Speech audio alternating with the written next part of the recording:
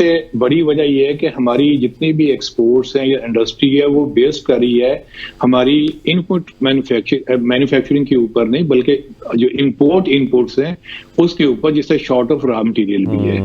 और ये वो चीजें हैं जिससे हम इस वक्त वायबल नहीं रहे हैं। अगर आप ये बात करें कि दुनिया में क्राइसिस हैं, वो भी बात ठीक है, लेकिन आप ये देखें कि हमारे जो कंपेटिटिव कंट्रीज हैं, इंडिया है, वियतनाम है, बांग्लादेश है, उनकी एक्सपोर्ट बढ़ी है। तो इसका मतलब ये है कि हमारी पॉलिसीज वो नाकाम हुई है। और उसकी मेन वजह यह है कि political instability, economic instability, trust building जो है वो नहीं है हमारे पास। यार बिल्कुल ट्रस्ट डेफिसिट है। उसके बाद सेकेंडली जो है हमारी, आप ये देखें कि जितनी स्किल्ड फोर्स है वो इस वक्त एक्सपोर्ट हो चुकी हुई है, और वो ये एक्सपेक्ट नहीं कर रहे हैं कि वो वापस आएंगे और हमें कोई रिमिटेंसेस देंगे। रिमिटेंसेस हमारी ड्रॉप हो रही हैं।